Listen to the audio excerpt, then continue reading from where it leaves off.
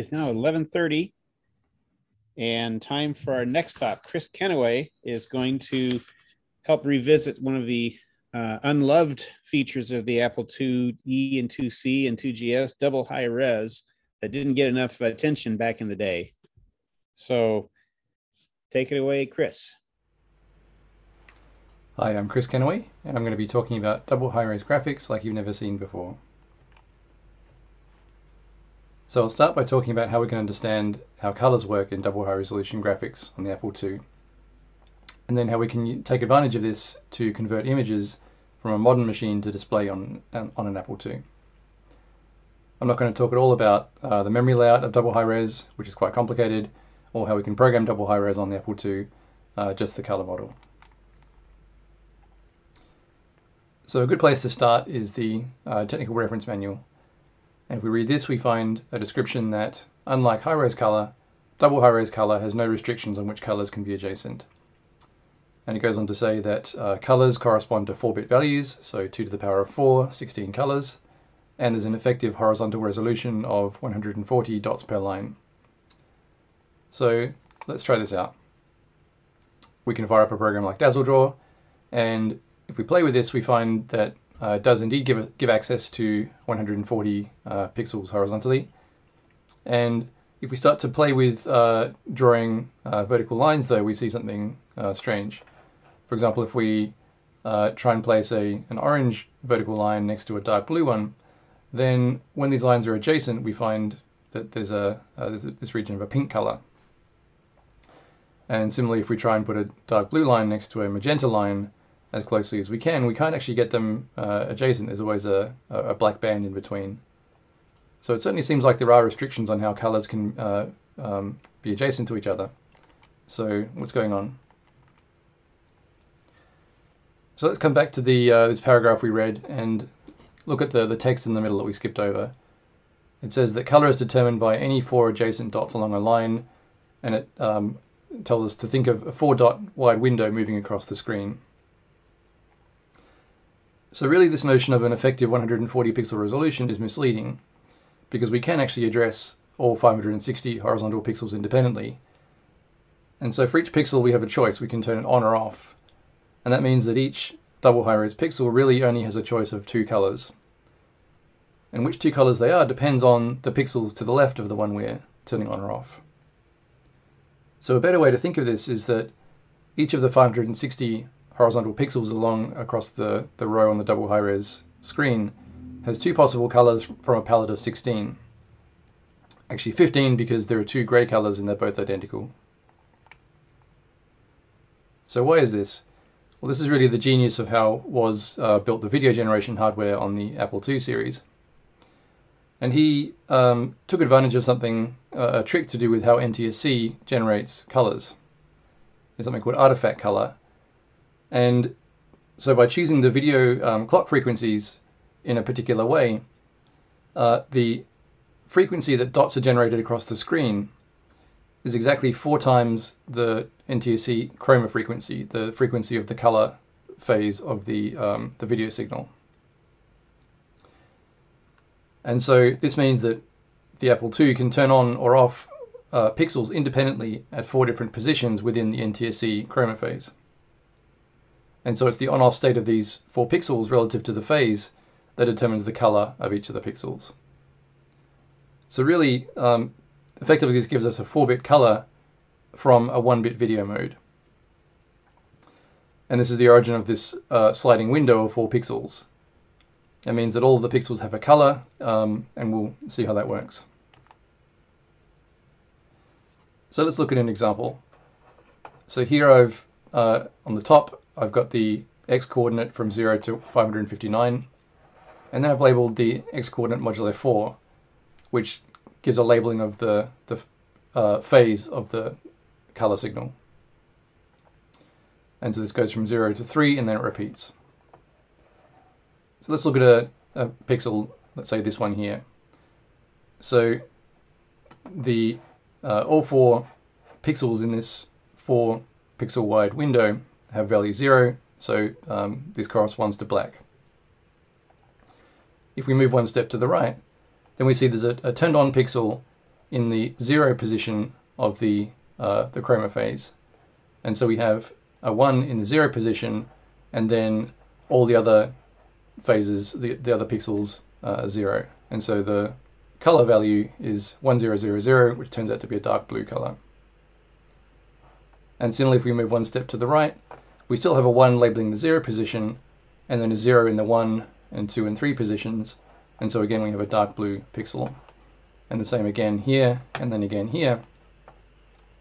And once we go one step further, then this turned on pixel has fallen off the left side of our 4-bit window, and we're back to 0000 again, and we're back to black. So we can also look at a more complicated example, which is actually the one we saw in the Dazzle Draw case earlier.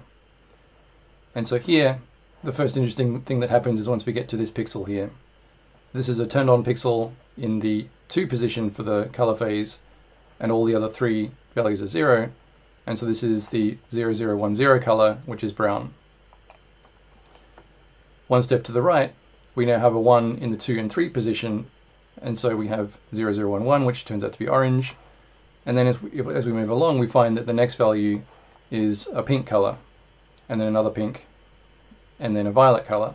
And then finally, we have the dark blue that we started with. Here, if we just had this on its own, this would have been a dark blue pixel.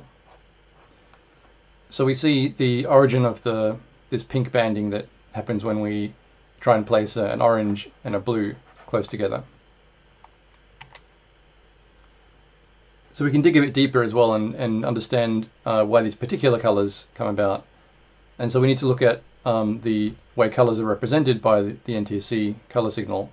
It uses something called a YIQ color space instead of other ones like RGB, for example. And so here Y corresponds to the luma, or the brightness component, and it for the Apple video, it's the number of bits that are turned on, so 0 to 4.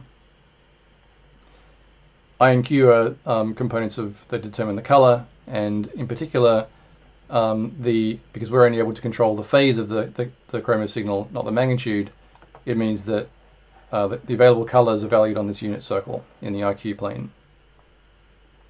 And so we can label the different vectors here. So 1000 is this dark blue color. Moving around, we have 0100, which is a green color. It should really be a dark green, but the brightness here is not correct. Then 0010 is this brownie color, and then 0001 is a magenta. So we can also understand how the other colors come about. For example, if we want to look at the 1001 color, which is a violet, we get this by taking the combination of these two vectors, 1000 and 0001, and these together would point up here in this region, which indeed is a violet. And the brightness is increased as well because there are 2 bits enabled. This also lets us see how we get the gray colors, because we have combinations of vectors which are opposite in phase, and so they cancel out and produce no color with an intermediate value of brightness. So we've seen a bit about how we can understand how colors evolve as we place them next to each other. Another way to look at this is in terms of the available color transitions that can take place from one color to the next. So we've seen that each pixel has a choice of 2 colors available, and one of them is always going to be the same color as the pixel to the left of it. If we're thinking about this window of 4 pixels moving along, as we've stepped to the right, whatever the pixel value that just fell off of the left side of the window, if we choose the same on or off state for our new pixel, then we'll receive the same color as the one to the left. And so the only other, there's only one other color available, which is determined by the value of x modulo 4, as well as the 3 pixels to the left. So for example, here if we start with an orange pixel at x equals 0, then we're able to transition to a pink pixel. We can transition again at x equals 1 to another pink pixel. Then at x equals 2 we can transition to violet, and then finally at x equals 3 we can transition to dark blue. And again, this is what we saw in the Dazzle Draw example earlier. So we can make use of this understanding of double high-res color to convert images. So usually the way we would do this if we were trying to convert an image to display on a limited palette machine is we would scan across the image, and then for each pixel we would try and would find the best match from the source image to our available color palette on the target. And usually we wouldn't be able to get a very close match, and so we have to do something with the errors that accumulate. And one approach is to use error diffusion, where we spread the residual error from making an imperfect choice across nearby pixels, so that overall we'll produce a better average color match across the image. But if we try this to apply this for the double high-res case, we run into problems because we only have a choice of 2 colors for each pixel, and chances are neither of them is going to be a very good match. And what we might ideally have to do is to pick a bad color for this pixel, just so we can pick a better color for the next pixel, or the one after that, or maybe the one after that. So one way we can deal with this is by looking ahead some number of pixels, let's say 8, and then compute all 2 to the n combinations, so 256 in this example, of upcoming bit positions we could choose, and then apply the error diffusion process for each of them, and then pick the best. So that means we would, for each choice, we would apply the error diffusion as usual, compute the colors we would obtain by these choices of n pixel values, and then minimize the total error across the full set of 2 to the n choices to determine which is the best choice for this one pixel, being aware of what's coming up ahead. And then we can repeat for the next pixel and so on. The other thing we have to do differently is that we need to use a larger dither pattern than usual. And this is because some of the color transitions we might want to make, for example from black through to white, can take up to 4 pixels before we can achieve them. And typical error diffusion kernels like Floyd Steinberg or Jarvis have a smaller pattern size than this, and so we're just not able to fully take advantage of the color transitions. So here's an example of how that works. So imagine we've successfully dithered these pixels here, and we're trying to decide should this next one be a 0 or a 1. So we can look at all possible bit patterns for the next 8 and compute their colors, as well as the effect of applying the error diffusion, and then measure the total error between our source image and these color values, including the error diffusion. And there's going to be at least one of these choices which is the best one, which tells us what value we should choose for this next pixel. Then we move one step to the right and repeat the same process. So here's some examples of what we can get by applying this to converting images. So on the left is the original, and the right is a screenshot taken from OpenEmulator running on my Mac, which is the result of rendering this double high-res image using this process I've described. So in general, the quality is fairly good. The colors are a good match. It does a reasonable job with the brightness, and you can even make out a lot of the detail of the source image. You can see some of the limitations of double high-res here, for example, in the very dark regions where we just don't have enough dark colors available. The best we can do is to really do a very coarse dithering of black and a dark color like brown. But in general, this is pretty good quality. And for the second image, we can see we're able to match some of the variation of the background shading, as well as pulling out some detail of the image and even some of the detail on the leaves here. You can see some of the limitations of the algorithm here. For example, for this particular case, it hasn't done a fantastic job of dithering this section here. There's some artifacts there, and again, the very dark part of the image is very coarsely dithered there.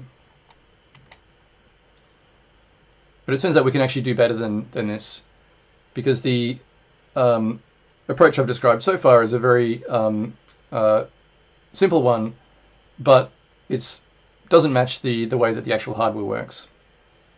The video signal on an Apple is not actually a digital one. We've been talking so far about pixels, 4 pixels, and moving discretely across the screen and so on. But in reality, the video signal is analog, and it's a continuously modulated waveform.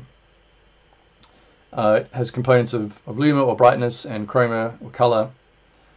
And in fact, the chroma component doesn't just blend exactly over 4 pixels, which means that the colors that are displayed on an NTC or a composite color display are actually influenced by sequences of more than 4 pixels on the double high-res screen.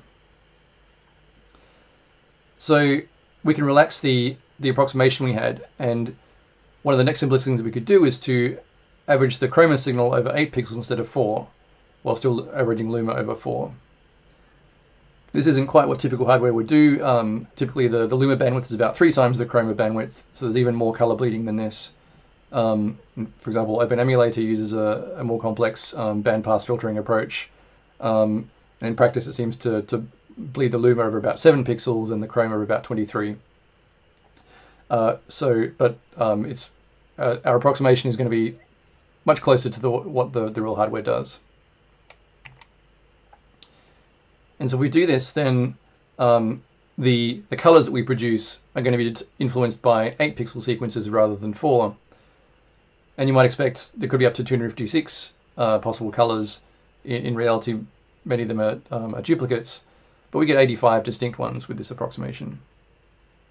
So at the top here, I've shown the color palette we have just from the simple 4 pixel approach, and then at the bottom here is what happens if we're treating the colors as bleeding over 8 pixels rather than 4. So this is still an approximation, and the true story is very much dependent on the particular hardware or the emulator you're using to view the image.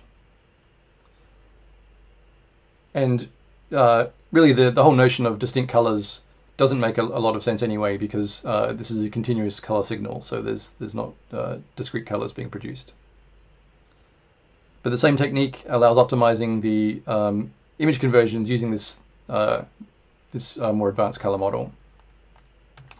And so here's an example of the comparison there. So at the top is the image we saw before. It's using the simple 4 pixel model, and the bottom is using this more complicated 8 pixel model. These are both screenshots in Open Emulator, so no differences about the target, how I'm viewing the image, but they are created using a deeper understanding of how the image is going to be rendered on that target platform. And so we can see, for example, here it does a much better job of pulling out the detail in the image. So the flower here, you can see some of the variation of colors there. It's also does a better job of nuance in the color variation. So comparing, for example, some of the background here, you can see some of the range of colors there. And here's the second example. Again, this is the previous image, and here's the new one. And this is actually a fair bit better, I think. You can see a lot more detail in some of the regions of the image here. Even some of the detail on the leaves you can start to make out.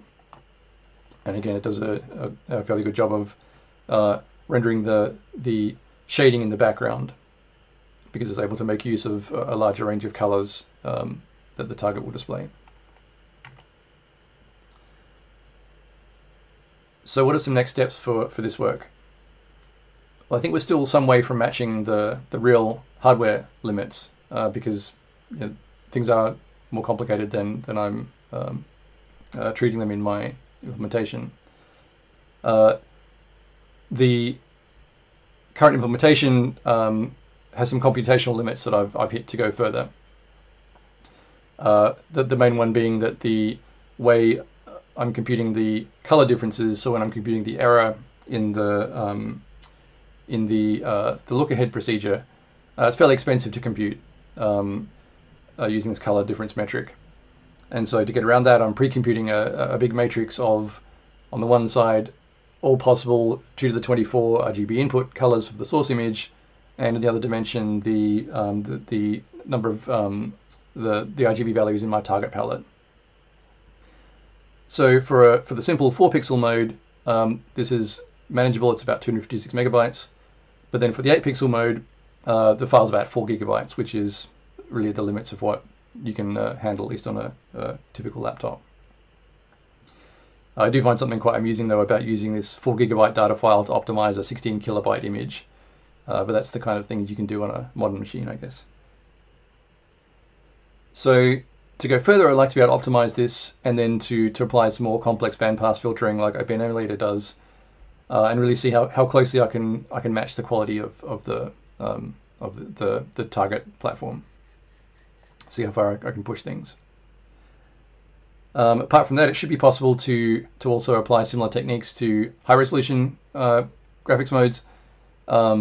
And there's an additional constraint because there's this palette bit in the that's used to shift the set of available colors, and so I need to optimize with knowledge of that. And then I think so I'd like to explore using a different approach to dithering, using what's called a perceptually uniform color space, which should give some improvements in image quality. So here's some references. Here's a link to the code on GitHub. It's got a more detailed write-up and a gallery of sample image conversions. And as always, the last word goes to Sather. So this is from his definitive book on understanding the Apple IIe. And he says that dot position determines color. Think of the savings in memory. But the flip side is think of the elaborate programs required to produce colored displays dependent on dot position. So here we are, almost 40 years later, still writing these elaborate programs. Okay, Kris, thanks for that video. And there is Kris to take any comments or give us any additional information. Let me put you up here. Hi, folks. You happy to answer any questions or on the Discord afterwards? I can't see the chat very well right now. Do we have any messages on chat asking about this? Kris, there were some questions in the Discord. Did you want to either, I know you answered some of them over there. I didn't know if you want to kind of summarize them over here. Yeah, let's see. So some folks were asking about a program to do this. So the link at the end of the slides is the link to my code that does this. I'll post it again in Discord for reference. It's a little bit awkward to get running because you have to generate this 4 gigabyte data file. But actually, in the past few days after I've finished these slides, I kind of nerd sniped myself and found a way to remove the need for that. So I'm going to be merging in some improvements to that. So hopefully make it easier to get started. Also, the quality is improved again, which is nice. I'll share some other updated images there. And yes, I'll share the slides. I'll share a link to that in the channel as well. Let's see, any of the questions. Folks are asking about why is double high res this way. My understanding is it was a hack that was piggybacked on top of the arguably already hacky high-res display mode, taking advantage of on the 2E when they added an extra 64 K bank of memory. The way that the memory is refreshed interleaves across those two banks, and that's the origin of the craziness where the memory map region for the display is interleaved in this crazy way. So sort of it was a cheap way of getting access to, I guess, improved marketing specs for the graphics capabilities, but at the cost of being almost impossible to work with. Cool. Somebody asked how large are the files generated by this? Yeah, it's so the double high-res display is 16 kilobytes of memory. So yeah, we have this enormous machinery for generating very tiny files. The fact is that this is really a black and white display mode that's sort of been passed through this NTSC signal processing to generate color is the origin of that being such a small file.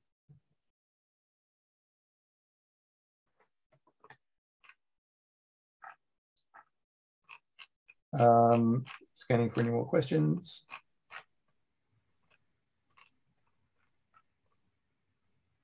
Kris, you're just upping your game every year. So what can we expect for next year's live KansasFest? Yeah. Well, I don't know. I've sort of been doing. I guess a lot of what motivates me is trying to understand the machine that I grew up with. And so every time there's a bit where I kind of don't feel I understand it, then I find myself going down this rabbit hole for a year trying to really understand that. Something I haven't played much with yet is the Disk2 interface. I've got some ideas of projects I want to play with that, things which I think maybe haven't been done before, but that's going to require a whole lot of other stuff. Question about high-res conversion. Yeah, so I think the same basic approach should work. High-res is essentially the same. It's a 560 dot pitch horizontal resolution, but you can only turn on 2 dots at a time. And then there's an extra thing. The high bit of the memory address is used to shift the 2 dots one position to the right. It's this palette bit that flips between the sets of 2 different colors you can get. So fundamentally, image conversion is the same problem. You have a very limited choice of colors and then additional constraints about how those colors can be chosen next to each other. So the same approach, I think, of doing figuring out what the colors are corresponding to a given set of dot values, and then optimizing overall possible choices should give good results for high res as well. I just haven't got around to doing that yet. I guess I wasn't really until I got rid of this 4 GB data file. I kind of I wanted to really round out the double high res work.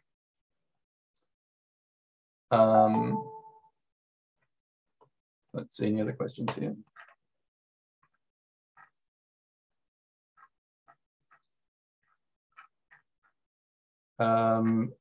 Not seeing anything new. People have talked about Buckshot as a existing program that converts this. Something I'd like to do actually is to integrate this into Buckshot. Buckshot is an application for running on OS 10 that wraps the existing tool called BMP to DHR, which does similar double high res conversions. Now that I've got the sort of pre-generated data file down to a manageable size, not 4 GB, it should be possible to package this up in a way that then Buckshot could invoke. So yeah, I might give that a try to make this more accessible to folks. The code is a Python-based program that you can run with a little bit of setup at the moment. Yeah, and I'll post some more screenshots on the Discord channel of some recent, like from my development version. Oh yeah, and I see 4am has posted some of the box art that he's converted using this 2pix tool for the pitch darker application. Pitch dark, sorry. So yeah, those I think were some other nice examples of the image quality that results from this.